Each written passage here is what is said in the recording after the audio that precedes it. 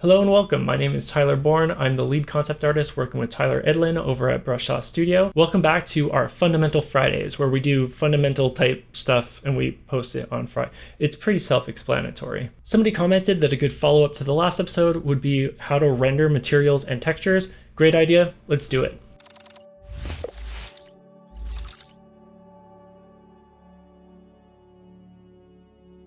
Okay, so before we get into rendering actual materials, we're going to look at rendering in a general sort of way, and we're going to look at this matte surface, and then we'll apply these concepts to our materials later on. So I like to work with a 6-value system. So we have three values that are in our light side and 3 that are in our shadow side. And we'll start with the shadows. But basically we have something like this, our flat sphere, right? And then we apply a core shadow to it. So the core shadow happens at what's called the terminator, which is the line where the light stops hitting the surface of our object. So if this is a ball or a sphere, if the light was coming straight down, like if it's sunlight, then it's just parallel lines. If these lines came down, eventually it would hit the edge, and then as the form starts curving under, the light stops hitting it, right? So that would create this line across it. Everything under there would be in shadow because the light can no longer get there. So this line is called the terminator. So that's what's giving us this line in this case. It's essentially the divider between light and shadow. Then we get bounce light. As light comes down, shines down on the ball, it's also hitting the ground plane, and light will bounce. So it'll bounce up and start illuminating the shadow side a little bit. It'll lighten it up. But the thing to remember is everything on our shadow side is always darker than our light side. So while the bounce light is the lightest part of our shadow, it'll never get as bright as our light side. And that's because light loses strength as it bounces. So once it bounces, this is indirect light, and indirect light is weaker than direct light. Everything that's going to be in our light side is going to be brighter because it's more directly in the light. And then unfortunately I did this on the same layer, but if you look down at the bottom here, you can see that it's darker down here, and that's our ambient occlusion. So what happens is as light bounces around, it'll keep bouncing back and forth. It doesn't only do it just once, so it'll bounce a bunch. And as I said, it loses strength every time it does that. So eventually it gets to the point where these little nooks and crannies, it doesn't have any energy left. It doesn't have any strength to it. So light can't get there anymore. So you see this a lot on like creases in clothes. Basically any small gap where light can't get into, you get ambient occlusion. So those are the 3 on our shadow side. Now if we start looking at the light, we've got our passive highlight, and that's basically our general light source is what I like to think about it as. And then we have our active highlight. So our active highlight is actually a reflection of our light source. So this will actually move around as you move around, so will the active highlight. And that's because we're changing the incident angle. So that has to do with reflectivity. I won't get too into it today, but basically what happens is our passive highlight is our light source, or like little light bulb shining down on here. That relationship will never change. So the passive highlight won't change at all. It won't move or anything unless you move the light itself. Whereas the active highlight, because it's a reflection, has to do with incident angles. If you're looking into a reflective surface, the angle in is equal to the angle out. So if you move your vantage point, and like the light source is here, let's say, if you move your vantage point, then that angle is going to change, and as a result it'll look like the light is moving as well. So I'm going to change it to something. I'm going to go from matte like that to something a little bit more of a strong reflection. So this is our vantage point looking into the ball bouncing off to the actual light source. That's what's happening. So something like this, in this example, this is more of a clear coat. It's getting a little bit more glossy, so that reflection becomes more defined. And as we move around, that will actually move around a little bit as well. So that's why it's called the active highlight. But on a matte surface, that is very diffused. Essentially with matte surfaces, we've got a lot of, the surface is rough, so it's got a lot of little imperfections. And so as light comes down, some of it, some edges it won't really hit at all, some of it will, and as an overall result it becomes more of just sort of airbrushy. Whereas something with a gloss surface is more reflective, it becomes more of a strong highlight on it. And I haven't done it to the shadows, but as things get more glossy and more reflective, all of your contrast becomes a lot stronger, whereas on a matte surface those transitions happen a lot slower and everything's a little bit more smooth, more kind of airbrushy.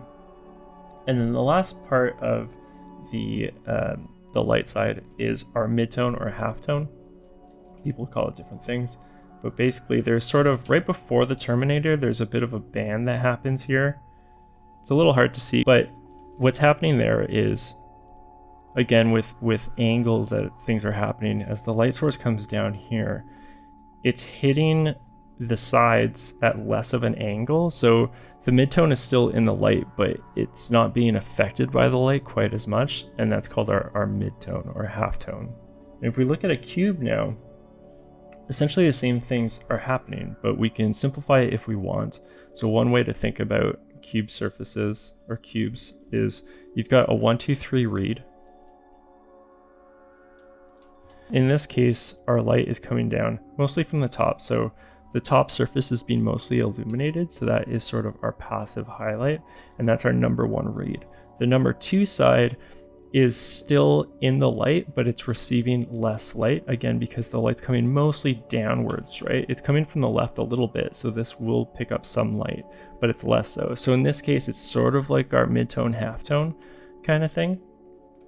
And then our number 3 side is our shadow side. So you can just think of it as like, main light, and then sort of like a halftone, and then shadow side. If you want to do that, I think that works. But since we just looked at all 6, I'll explain how that happens on a cube too. So what happens is we've got our passive highlight on the top where our light's happening. And what I like to do is if the light is coming down here, because of light fall off, I'll start a little bit brighter here and a little bit darker here. So it'll there's going to be a really soft transition there. And then our number 2 side is basically our midtone or halftone. I'm using those terms interchangeably here. I'm sure people will nitpick, but to me, they're arguably the same thing for what we're going over today. On this side, we'll add a little bit of gradient too. Since the light is coming from top left, it might be a little bit brighter here. And then we will also get a little bit of bounce light too, so the bottom can brighten up as well. The shadow side is where things get interesting because we only have one side, but there's multiple things happening here, right? So a lot of our third shadow side is actually bounce light, or you can think of it as a combination of these two. Obviously it's mostly in the shadow, so it's mostly our core shadow, but because it's a flat surface, when bounce light hits it, it's going to hit most of this surface, I would argue, at least. So we get quite a lot of bounce light. And if we think about the terminator on a sphere, right, where we had like our line, where that's happening is if there's a radius on a cube, this line, that little edge is where you're going to get your darkest shadow because the light stops hitting it. But also there's if we think of a corner, there would basically be a bunch of little planes here going in slightly different directions.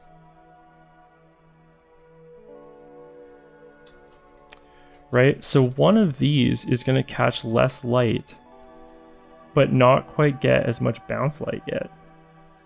So that's where I would put the darkest shadow. Of course, that's completely dependent on where your light source is coming from. If the light source is coming more from like this side, sort of over our left shoulder, then you might get a highlight there, obviously. But it's a very subtle thing. You don't even really have to do it like that. You could just do mostly shadow side, but I would argue that in this particular case, that little corner would actually be your terminator, and then most of the flat surface gets bounce light. Again, I add a bit of a gradient because up here it's further away, so it won't get quite as much bounce light as say down here. And then the other thing you can see is your ambient occlusion. Because this is casting a cast shadow, which we didn't talk about because it's technically not part of the main form, but these things do create cast shadows as well. Because we've got our cast shadow, there's two things happening here that result in this going into the box itself. One is reflected light. Reflected light isn't going to really bounce in shadow because it's not getting into the shadow, right? So as soon as the shadow starts happening, light's not going to get there, right? It'll bounce up to this point, and you can see it sort of starts creating that angle, right, where it's not going. And then the other thing is that will also happen if this object is slightly reflective. This bit here where it's a darker kind of tone on the box itself, that could be potentially a part of the reflection of the shadow as well. So depending on the reflectivity of the object, it could be those two things happening simultaneously. You're getting less bounce light, which means that you're getting ambient occlusion, and it could be an actual reflection of the shadow as well. So this kind of bit here is basically your ambient occlusion. If there's like a radius to this cube as well, then you might get some ambient occlusion sort of right at the bottom there too. So that's our ambient occlusion. And then the last thing to talk about is our active highlight. And again, the edges do a lot of work on faceted objects or objects with faces. Our edges do a lot of the work. We can add sort of our darkest darks and our brightest highlights, because again, those edges are going to, because there's multiple angles in a little radius, it's going to catch, there's more chances that it's going to catch that light in a more perpendicular kind of way, right? So it'll reflect back more strongly. So those are our 6 values as they apply to a cube. Hey, I wanted to thank you, Tyler B, for coming over onto the channel this week and giving everybody an awesome demo. And I wanted to let you guys know it's thanks to you and your generous support over on the Brush Sauce Patreon that we are able to make content like this possible. So of course we have links below for everything, as well as we are running, Tyler and I, the other Tyler and I, are running a group mentorship via Patreon as well. You guys can check availability on that. The newsletter, of course, has all that kind of info and upcoming release dates. With that said, I'll let Tyler get back and do his thing. Catch you guys later. If we look at Blender now, we can look at a few of these different materials here and look at some of the properties. So this is a matte surface. See, the roughness is all the way up. And as I was saying before, with our values sort of becoming more crisp or more diffused, if we bring this roughness down, we're essentially making it more glossy. And you can see how the highlights especially, and our shadows too, become a lot more crisp when they're glossy, right? And then as I slide over to more and more rough, you can see that the highlight starts to blur quite a lot, and then it basically almost disappears fully. And then there's also, reflectivity is part of it too. So as it's matte, it'll reflect less of the environment. So when we're rendering objects, we really have to think about the environment as well. So this is a gloss surface, but you can see, yeah, things start getting more crisp. We also start to get more reflections of other objects. And then we've got metal, and metal does a few different things. So obviously metal comes in a lot of different forms as well, but if we bring the roughness all the way down and metallic is 100%, it becomes fully reflective. So in this case, this would be chrome, and chrome is a really interesting material because there's no real light and shadow. You can see there's no form shadow here, right? Like this one here on both of these, there's form shadow. There's no form shadow on chrome. There's no light or dark. And in fact, if you cast shadow on a chrome surface, you won't see it, which is crazy. It's just purely reflection. And you can see reflection in clear coat as well. And so it just becomes a matter of, how much reflection is there and how much of it is the matte rendering. Because you're essentially combining the matte surface rendering with reflectivity. So that's our full metallic. We can pull back the metallicness of it and it starts to look more like a clear coat or a gloss, right? You can keep it fully metallic, but then of course metals can be rough as well. So as we add roughness, essentially what we're doing is bringing back more of the matte surface rendering, but again, it doesn't get nearly as much of a core shadow until we start making it sort of less metallic. So it depends on what kind of metal you're going for. And this is sort of has the most play. The other thing you can see though is, especially with rougher metal, we can start getting it, there's quite a bit of bloom. And the main thing about metal is there's quite a lot of contrast. So again, if we go back to chrome, there's a lot of dark darks and then like really bright highlights, and they can happen very quickly. If you look at something like chrome in a real world scenario, it goes from almost fully black to almost fully white very, very quickly. So that's one property of metal. As soon as you have a metal surface, it has a very high contrast. So let's look at starting to render some of these. So we're going to start with the matte surface. And so I've got my sphere here. I'm going to say that the light source is coming from the top left side. And so first I'm going to start with my core shadow. And the way that I like to do it is just go full in with the shadow. Don't worry about trying to capture the bounce light or anything like that, or the ambient occlusion. We can worry about that later.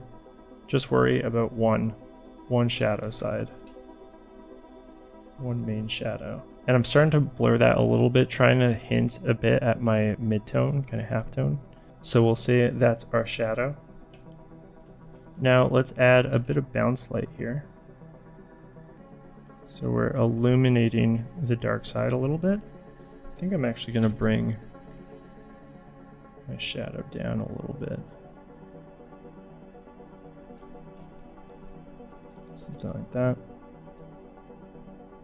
That's bounce light, and then of course we're going to get some real darks in our ambient occlusion here. And what will help with that too is, of course, this thing needs a cast shadow. So we would be casting, the light will hit the ball and cast a shadow here. So you see that in the ambient occlusion, we actually start to lose the silhouette of the sphere because it starts to blend in with the cast shadow. The other thing is, with shadows, the closer it is to an object, it'll be sharper, and then it'll start to blur as it moves away from it. So I'm going to just start blurring the edges of our shadow here.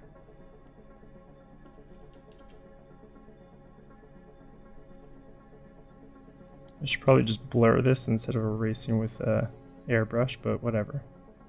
We'll call it something like that. Now let's add our passive highlight. And like the core shadow, I'm going to be pretty heavy-handed with this.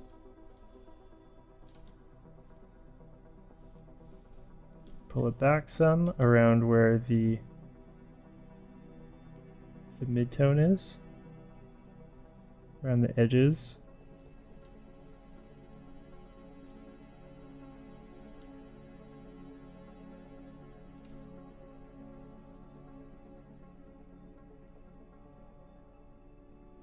Call it something like that, and then our active highlight.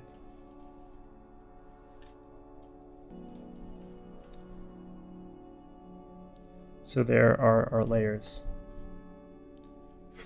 So that's a matte surface. Call this matte. Now to save us time, I'm just going to duplicate it. The second one we'll do gloss. So one thing I want to do,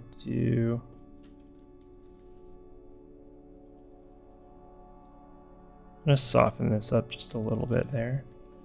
And then with the gloss, I want to do a couple of things. I want to make my shadows more intense. I want to add a bit more contrast. And that will make the bounce light look more intense too, but again, that will add to having our contrast happen more quickly, right? And then definitely our active highlight, I want to be quite strong.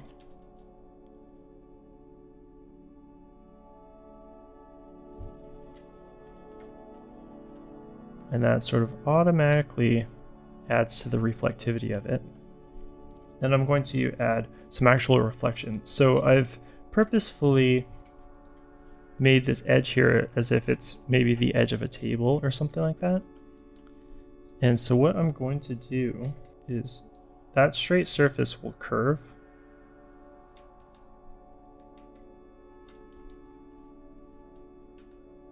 Maybe it doesn't go fully to the edge. But that surface will curve in our rounded form. Actually, it wouldn't go nearly that high.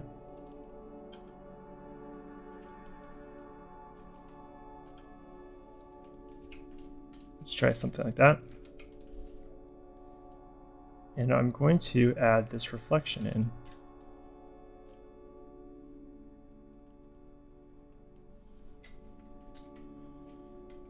So we start to see the reflection of our surface.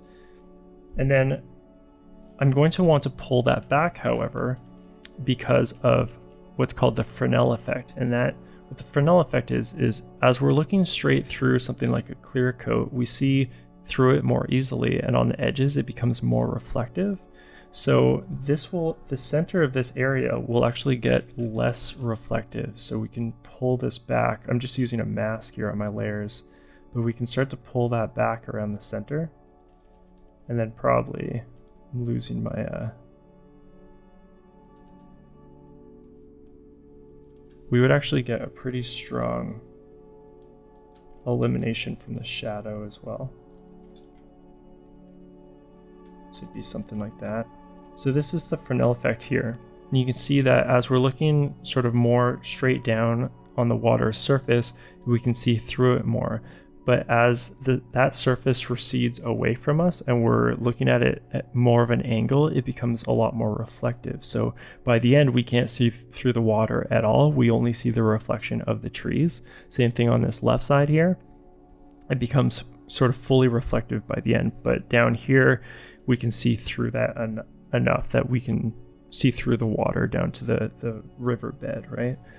So that's what's happening here. This is why I pulled this center part back. The other thing that would happen too, because of the same effect, but what else would happen is we would get more bounce from the environment as well. So this is why the environment becomes quite important, because we can grab this background color and actually basically start erasing away at the silhouette. Because of the Fresnel effect, our view is basically going to bounce off the edges of the sphere and see more of that background color. So if we start bringing in some of that background into our sphere itself, that will really help to sell that surface. Pull it back a little bit maybe. But personally, I find that Fresnel effect really makes quite a difference to help sell that reflectivity. Don't like where the active highlight is. There we go. The other thing, of course, now is it would also reflect the sphere. It'll reflect both the matte one and the third one that we're going to do. So I'll sort of jump back and forth as we do these, but let's take a look. I'm going to see if I can cheat this and go do this sort of quickly and easily, hopefully.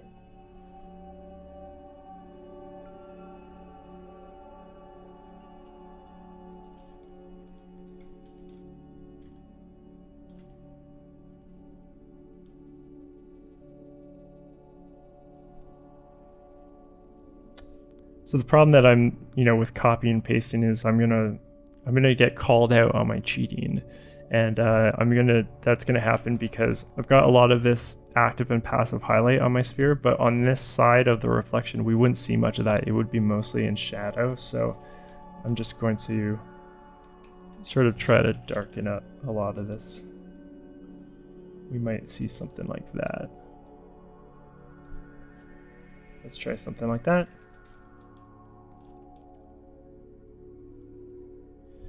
And of course, it also gets warped quite a lot.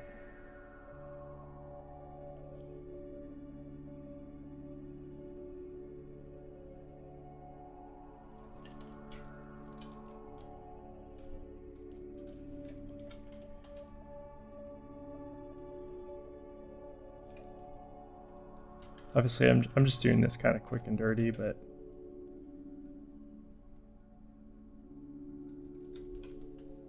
just to sort of show you. And then, of course, because of the Fel effect, a lot of that would sort of get hidden as well.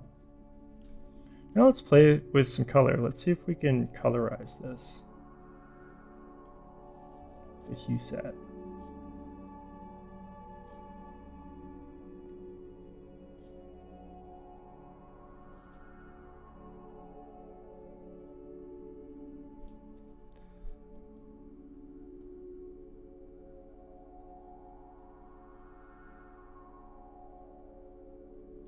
Might make it a bit more of a like a billiard ball. Let's try that. Another hue set. We'll let's colorize this.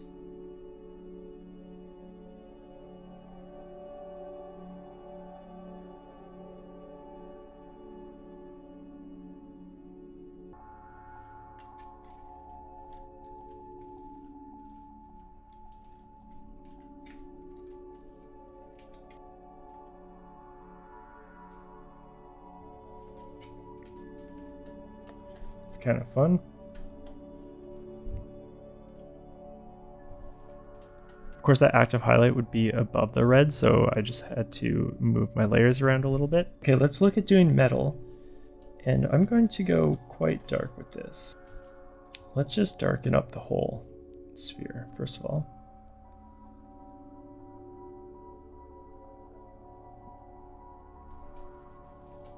Something like that.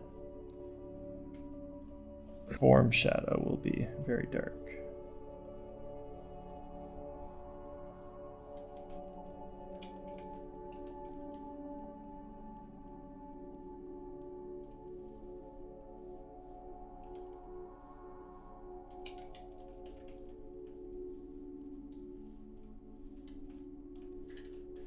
Need some bounce, of course.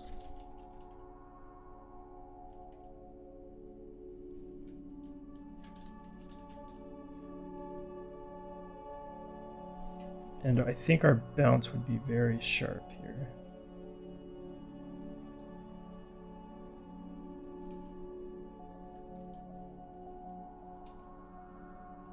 Some ambient occlusion. Now I'm going to try my active highlight first to see if we even need the passive highlight. Because the contrast in metal is so strong, I'm going to start with the active highlight and see if we can get away with having more just reflectivity and less of that passive highlight on this object. I'm not 100% sure if that'll work, but we're going to try. Okay, so I'm going to start with this airbrush here.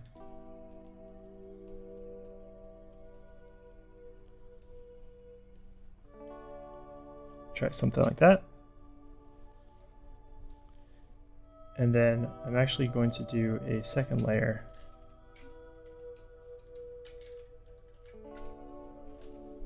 And give it a bit more of a highlight. I'm going to try out, I've got this sort of scratchy metal brush from Scott Robertson. Let's try that out and see how that goes.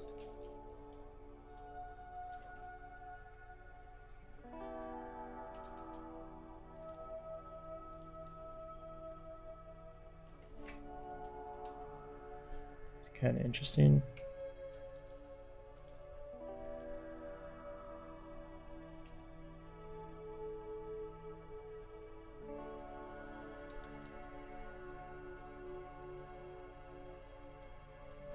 add some Fel Effect here.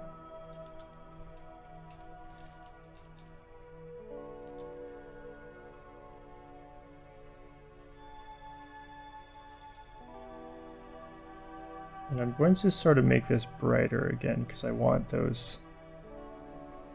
I want that strong contrast in this metal here. And then, of course, our reflections will really help sell this metal. So I'm going to do the same thing with that ground plane.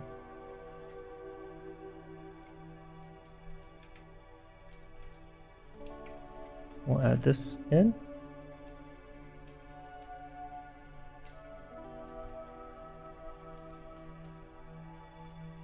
You can see that's starting to look like metal quite a lot. Once we start adding the reflections in, then it starts selling it.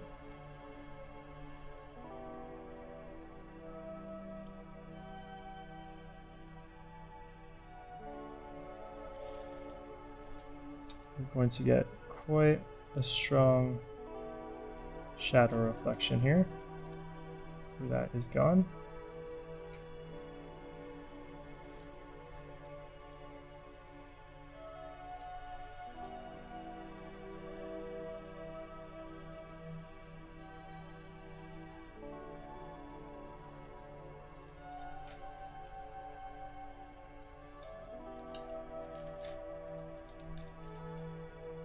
Shouldn't have done this with a lasso, but that's okay. We could lose some of this bounce a little bit. Something like that.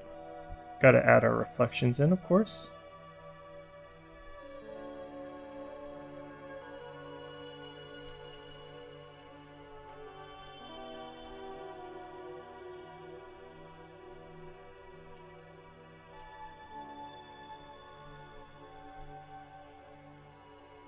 So again, as soon as we start adding reflectivity into it, it really starts selling it as metal. Of course, we got to do the same thing back to our gloss side here. Again, I'm just kind of doing this quick and dirty. It's not super well done here. This is sort of just a quick version, but just to show you.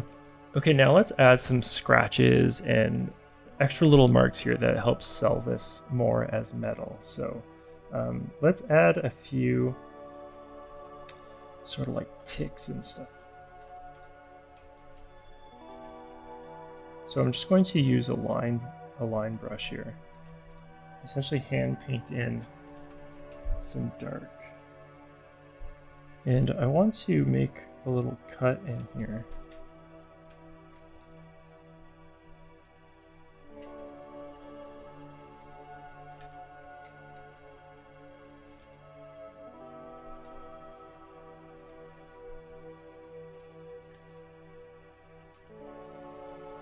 And of course, this would catch an edge.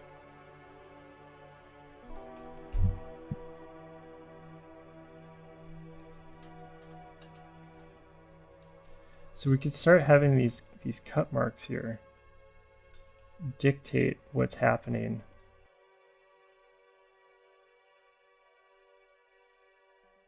So here, because I've added a shadow side, the rim of that little cut would catch a little bit of light here. So you could do that every once in a while. And then a lot of the other ones that I'm about to add will just be either dark or light.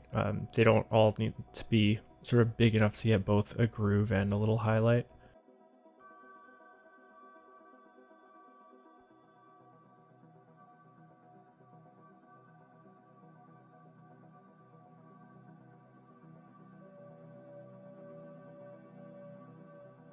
So now I'll start going in and just adding very little ones and just sort of alternating between light and dark lines. Thinking, especially lower down in the bounce light area there, little cuts and stuff will actually omit the reflected light, almost like a mini ambient occlusion. So you get some darker lines and then some brighter highlights in other areas.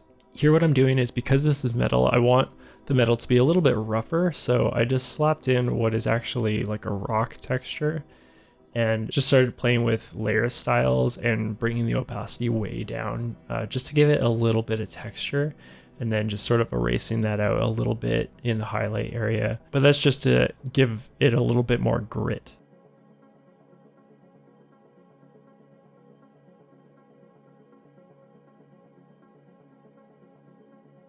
So now I want to try a bit of ice. So let's try some ice. Start off with something like that. Now with clear objects like ice, where we're getting light refraction, sort of the opposite happens, where we get our darker side mostly where the light source is coming from, because the light will shine through the object and illuminate sort of the inside back side of the sphere. So we actually get quite a bit of shadow here, and then it'll be lighter on this sort of backside. But we do still have some shadow, so this one gets a little bit tricky to do here.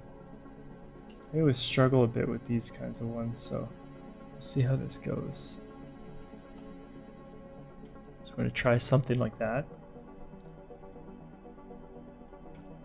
I think we would still get some bounce light happening.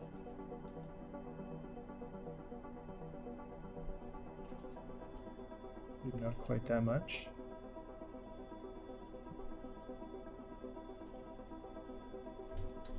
Now here what I'm going to do is I'm going to use a color dodge, and I'm going to try to really bloom out that color that is going to be the refracted light, sort of making the interior sort of glow a little bit.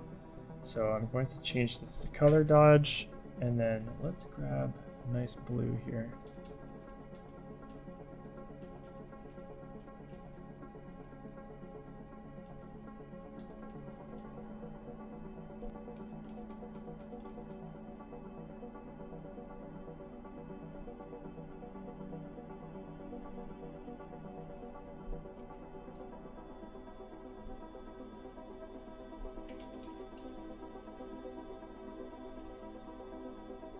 Okay, I think that'll kind of work as a base, but now of course it's got to look like ice. What I want to do is I want to rough this up and have it be sort of like cracked ice. I'm going for a look that's sort of like this, so I'm going to start implementing sort of those cracks and seeing if I can make that happen on our sphere of ice here. I do like you can almost get to pure black here as well, so I might try to introduce some of that as well. See how far we can push it.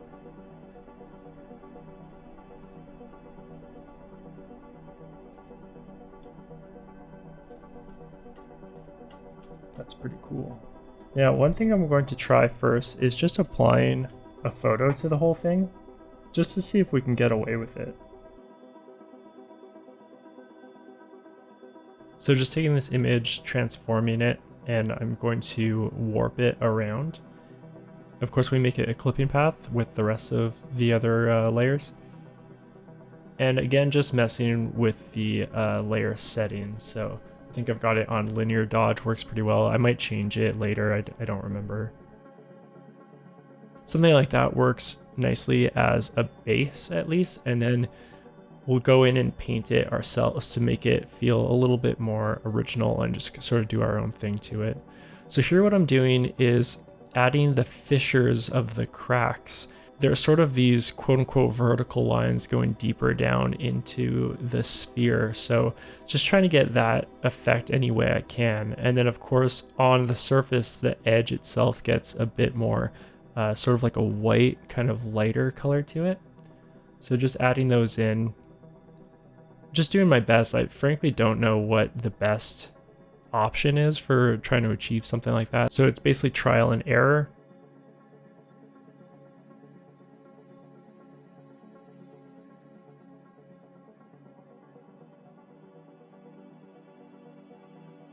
So just adding a few of those cracks there.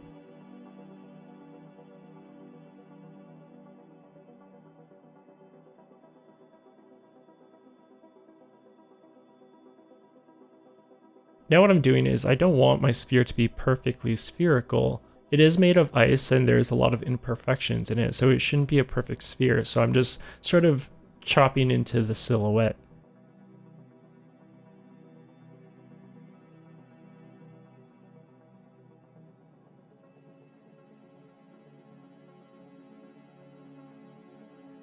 And of course, because of that, when we are sort of taking chunks out of it, it's changing the form of our object. You know, there are new faces now facing either towards the light or away from the light, so we have to account for that. So just adding in some shadow sides and some edges that are catching more light.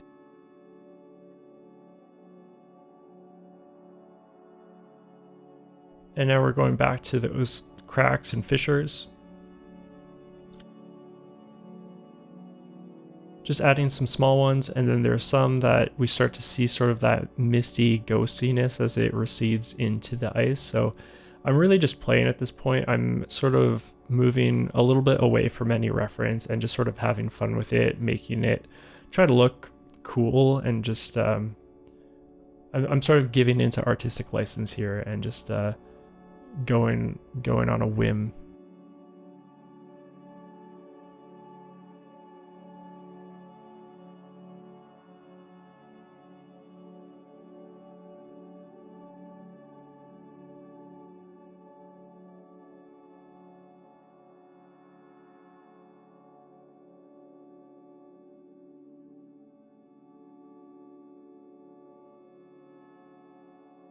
And as we've seen a few times now, when you get hard edges, they tend to catch a little bit more light because of the radii. This kind of thing's fun to do. It's nice to let go and not necessarily take it too seriously at this point and just sort of have fun with it.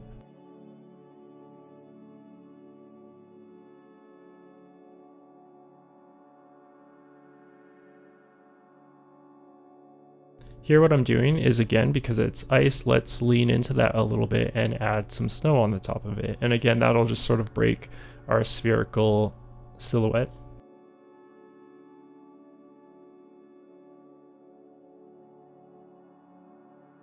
So just looking for interesting shapes. Again, at this point, I'm like not trying to be realistic or anything. I'm just trying to look for what I think is interesting shapes for the snow. So it's all just trial and error, painting in, erasing out of it, going back and forth until hopefully I find something that I'm fairly happy with.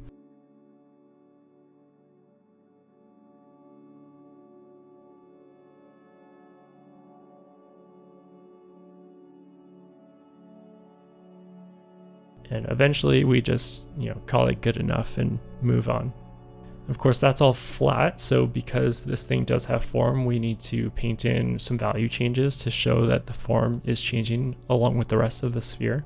And I imagine it would sit into some sort of, peak or something, so we got to paint that in too.